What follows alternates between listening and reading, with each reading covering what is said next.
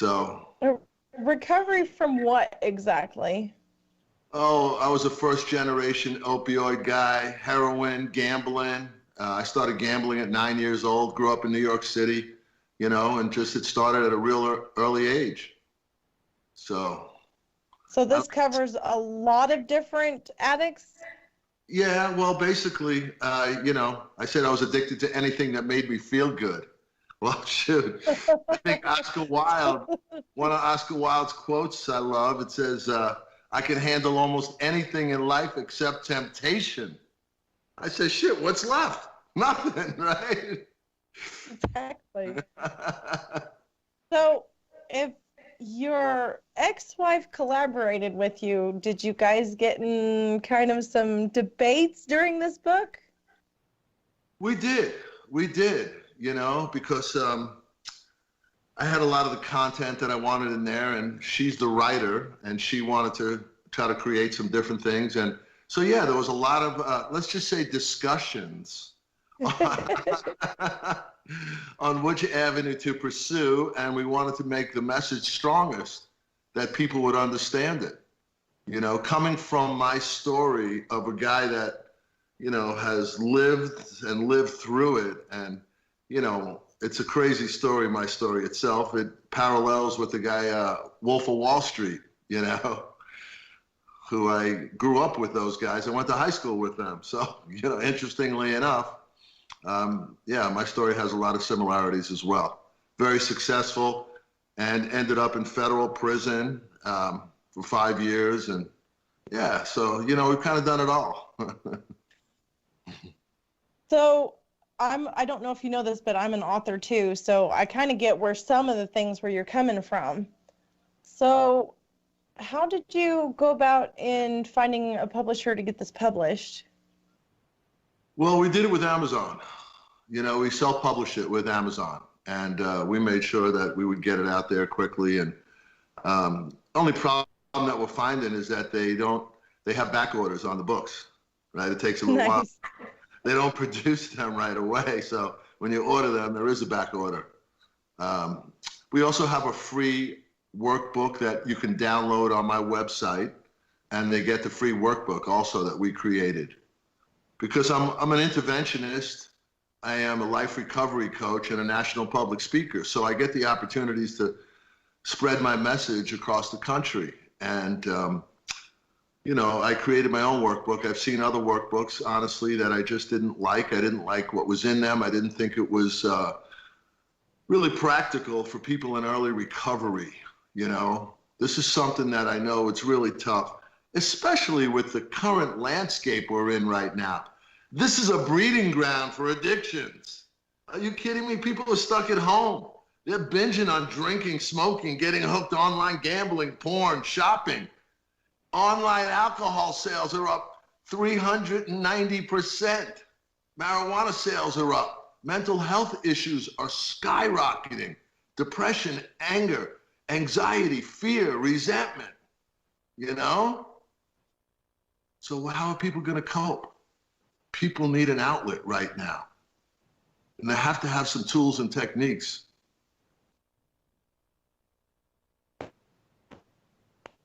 Uh-oh. I think we may have lost Jae. Her mic We may lost have... I think her mic failed on her for whatever reason. I'm going to hang up with her, and I'm going to call you right back. And I think it's an internet connecting. All right, David. I want to know more about how you came to a place in your life that you thought that this book needed to make it into another person's hands. How did I come to a place like that? I've been in recovery a long time. I came to Minnesota to get clean at a place called Hazleton Betty Ford in 1989 because I was working on Wall Street as a stockbroker and a sales manager. They said I was doing too much cocaine at the time. And my response is, you guys aren't doing enough cocaine.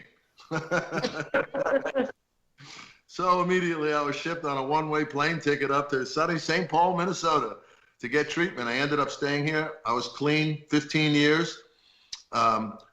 I was an athlete growing up, so I had a bunch of knee surgeries later on in life. After 14, 15 years, the doctors put me on opioids, prescription meds. And that's where my downturn came. And I realized I read a lot of books in recovery, but I didn't hear any personal stories that really resonated with me of people that have lived it and lived through it. And I thought that my book my story is one that I say, people have dreams of going to the places that I've been to, and they have nightmares about going to the places that I've lived, So I figured, why not put this on paper? So I speak around the country, and everyone always said to me, God, I wish there was a book. I could hear more of the story. I want to feel like I can finish the story and hear so much. And sure enough, a good friend of mine, who was one of my old buddies in treatment, he works for Hazleton, William Moyers, I had asked him, he's written many books, and I said, how do you write a book? And he says, you write a page a day, and after a year, you got a book. So, well, that's pretty simple. Anyone could do that. I could write a page a day. And that's what I did. I started writing, and we got everything together, and we finally pulled it together. I get that. Usually at writing workshops, I tell people 2 sentences a day or 1,000 words on the weekend. And usually they'll write more than that, but I sit there and tone it down for them. Yeah. It's all about the action, right? We have a vision plan, but we have to have an action attached to that vision plan. And if I'm not going to write every day or every other day or once a week, then what am I going to get out of it? There were days when I'm driving my vehicle and I would tell people, they say, well, what do you do when you have these thoughts come up? I would footnote them, right? It might have been like, oh, you remember the time we were jumping off the bridge in Kansas City with 16 hookers and a bunch of cocaine? And I said, oh, write Kansas City down. So you remember the Kansas City. Yeah. You remember the time we got thrown out of 2 countries, in the Caribbean, in St. John's, and then the Bermuda I was thrown out of also. I said, people get thrown out of bars. Some people get thrown out of parties. I've got thrown out of 2 countries. Because, so yeah, I would write that down. 2 countries. Oh yeah, let's not forget about that. And then there's that notepad next to your dresser so that when you wake up, you have to write something down, then you can go back to sleep. Absolutely. And you know what I say, when you wake up in the morning and you have that first 8 to 12 seconds of the good guy wakes up first, right? And then about 12, 15 seconds later, who comes the bad guy, negating the good guy? So I got to get those first quotes down on paper. Otherwise, I'm shot. Do only people that have been prescribed opiates, or do they have like personal traumas, or is it all physical pain that they're stuck with becoming addicted? No, I think there's a lot of people with acute pain that really have some serious acute pain, and there's people that are, in terminal sickness that they need this pain medicine, right? So a lot of times if I go in, you break a leg, have a knee replacement, they might put you on a 2-week prescription of this stuff. After 7 days, your body is physically addicted already. And when I speak at high schools, I talk to the auditorium and I say, this whole packed auditorium, if they locked us in here for 7 days straight and everyone smoked pot in here, I said the first 5 people in the row might be addicted. But if everyone did opioids in here for 7 days straight, all 500 of us would become physically addicted. Yeah, I've had a lot of surgeries in my life, and there were some times when I started feeling addicted, and I would force myself to go through the withdrawal symptoms so that, because I didn't like feeling sluggish. I guess a control freak. I like to keep control. Do you see other people like that, where they don't want to lose control and so they're too uptight to become an addict? Yes, I absolutely see that. I see people who just, might just have somebody dose their pills out for the first day or so. and they refuse to do it because they have such a strong mindset that they will not allow themselves to get physically addicted. They don't like the feeling of being out of control. You know, to me, that feeling was a euphoria. You know, it's like I'm escaping reality, man. This is, whoa, baby, can I have another doc, please? You know? And yeah, it's, I don't know if it's a genetic predisposition or whatever, but some people I know just absolutely love it, and some people can't stand it.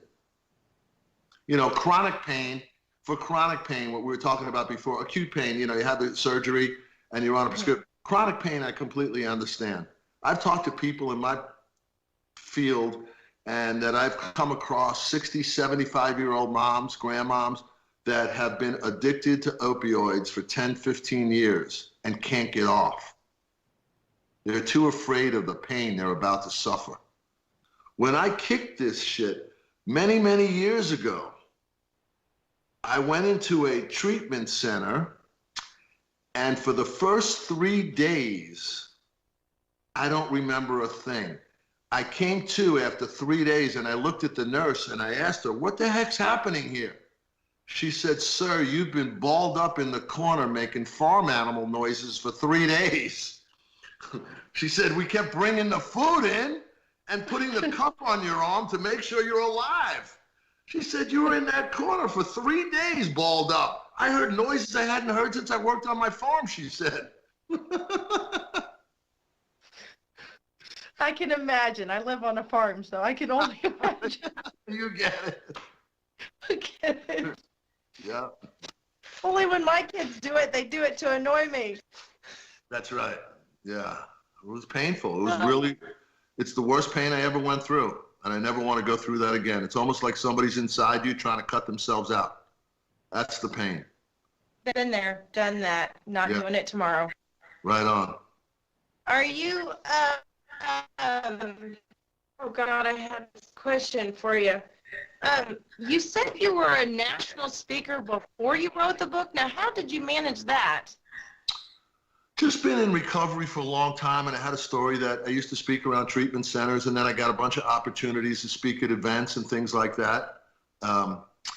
And people really resonated with my story and message. I always drew a really nice standing ovation and things like that, and people wanted more and more. And I was a public speaking major in college. So, you know, it all started from there. Then I was a sales manager on Wall Street with 75, 80 guys working for me, gals. Always putting on presentations and sales meetings. So I really perfected my craft. And when I had my own gold and silver business in Minneapolis, I was the sales manager too. So I would put on these powerful, motivating meetings. And part of the recovery talk is I am a hope salesman, you know? We often say we went from slinging dope to slinging hope. And, you know, I'm slinging hope to the hopeless, basically. And if I can't dispense a message to them, I'm useless. I get it. I used to be a rat queen, and then I was a soap queen, and now I don't know what I am. Yeah. They have your website and your social media so people can stalk you like I stalk people. Good, please. My website is theliferecoverycoach.com. My email is david@theliferecoverycoach.com. I have a Facebook presence. I have a Facebook business page also, David Marion and the Life Recovery Coach. I'm on social media networks as well. I've done some pretty cool opioid documentaries. I did one for PBS, and I just finished one with the Center for Disease Control. That'll be out probably in a few weeks. Obviously, it's been put on hold since this pandemic is the current landscape we're living in right now. But they have told me that they've edited it and they're ready to roll. They're going to roll out some opioid commercials throughout the country on public TV as well. You know, what happened is they were looking for 4 people around the country to do an opioid documentary, the CDC. And a friend of mine sent my story into them because it's pretty compelling. And sure enough, they called me up and said, well, they wanted to interview me several times, 3-4 times later. They said, yep, you're certifiably nuts. We like you. And they picked someone from the East, West, North, and South, and they picked me. They came out here in November when we shot for a week, we filmed. And it was pretty powerful. Some of the most powerful things were when you're shooting a video like that, and I met a guy on the lighting crew. During one of our breaks, he came over to me and he said, hey, can I talk to you a second? And I said, sure. He said, I got to tell you something. This has been the most powerful thing I've witnessed. I'm in my first year of recovery, and man, does God work in unbelievable ways. I'm having a bad day, and I'm listening to your story, and I feel so good about where I'm at today. I'm like, my brother, come on, baby. And I gave him a hug, man, and we just became friends, you know? That's what makes it so real. I want a hug. I want to become friends. That's not fair. We could be friends. We are friends. Are we? There are no strangers in life, just friends we haven't met yet. Right? All right. On your book, did you have to cover up names or change names to save their face? Did you have to use fictional names? I use different names, but some names are the same. Some names I just, listen to. There's not a picture in the book, but in my next book it will be. I'm doing a memoir with my story and my ex-wife's story coming together. I'm from New York, she's from California. We meet in Minnesota, get married, have 2 kids, and boom, the explosion happens, right?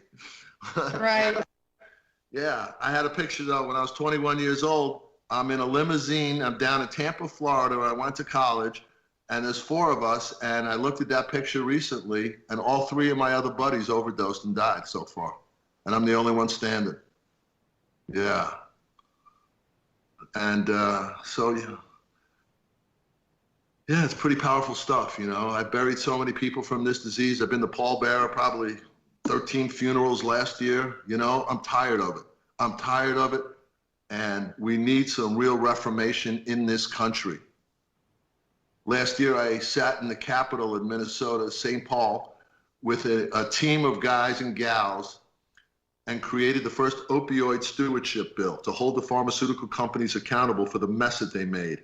And we had bipartisanship come together for the first time because of mutual cause, where a Republican senator and a Democratic senator had a same common interest. They lost a child to an overdose. And we got this bill passed, and 12 other states are following our lead right now. So powerful. I believe, if I did my research right, a lot of the illegal drugs nowadays, they were originally legal. I guess I missed that. You said a lot of the illegal drugs are legal now? No, a lot of the illegal drugs now used to be legal from the 60s, and then they got them, and so now people are on this, they still want that old drug, and so they're going after those opioids. Well, yeah, there's a lot of opioids that are being sold black market, obviously. Yeah. Now, obviously, with a doctor's prescription, it's legal, but if you buy it black market, it's illegal, right? Yes. God forbid, big pharma, the big mafia pharma wants competition. Yeah, they absolutely do. There's no question about it, but they're the real, the real gangsters out there, big pharma, right? They're the ones that they're the real drug pins. And get you hooked and get you hooked on something else. Well, that's the name of the game, obviously, because being a first-generation opioid guy, I wasn't informed of the possible overdose. I wasn't informed of the addictiveness of this. First time I ever got a prescription, doctor wrote me 180 pills. I took 2 of them. I called him up immediately. I said, Doc, you're never going to believe it. He said, what? I said, I'm in the bathroom. Go to the bathroom. I open the pill bottle up. I spill them. David, I'll write you another one. It was that fast that I knew I had that feeling that I wanted more and more. And I was off to the races. So now, did you really spill it, or did you Of course not. just want more? Of course not. Of course not. Are you kidding me? I just knew I wanted more right away. Because there's a disease of more and more and more. So we're never satisfied with what we have. That's why we can't sit still. We can't be happy where we're at. Always thinking about the next high, the next hit, the next beer, the next whatever it is. And in recovery, it teaches us, whoa, baby boy, slow down. Enjoy the day. Yesterday's gone beyond our control. Tomorrow hasn't come. All we have is today. This is the now. This is the present as we sit here right now. This is where life is going on. Life's in session right here. As my friend Tommy B always says, life's in session, you know? We just got to be awake for it. Now, did you meet your wife when you were on opioids or before? No. I had been sober 3 years when we got married. So I was sober almost 12 years or so, 12, 13 years, and I got hooked on them, which caused the downfall of my marriage. I was wondering about that. Yeah, we'd still be married if I didn't get high, you know, but I blew it up. I didn't care. All I cared about was getting high. It's really neat that you guys were able to work together and write this book. Are you allowed to say her name, or does she have a pseudonym? No, her name's on the book, Dana Golden. This is the book right here, Addiction Rescue. The No BS Guide to Recovery, David Marion and Dana Golden. Nice. Yeah. It's a great book, you know. I want an autograph. You're getting one. Awesome. Yep. You're going to send me your address, and I'm going to send you an autographed copy. Absolutely. All right, David, I sure appreciate you coming on my show and telling people about what you do, and hopefully giving some hope to some people. And I have not been down the road that you have, but I have my own addictions, which I'm not going to give up my tea. Yep. No, absolutely. And if anyone wants to reach out to me, I'm going to put my number out there, my phone number. It's 612-849-7509. And I talk to anybody and everybody. If I'm on the phone, I tell them I'll call you back, you know, but I always get back to everybody. It's nice to have somebody there, because like a lot of people say they're a parent expert, but they have no children. Right. And you're an addict expert, and you've been there. You've done that. Yep. And not doing it tomorrow. That's right. That's right. And you know, I had two daughters that went through this process with me. And let me tell you, it's pretty daunting when your daughters are in junior high and your dad's heading off to federal prison for 5 years. The relationship that I have with my daughters that are 24 and 22 today are phenomenal. We've been quarantining together, you know, and I get another chance, you know. I got another chance to really raise my daughters again. You know, so everything happens in life for a reason, and this has been just a godsend in ways that we never imagined. I believe it. Mm-hmm. Well, David, I better say goodbye. This is Jae Byrd Wells, your hostess on Tea Time with P.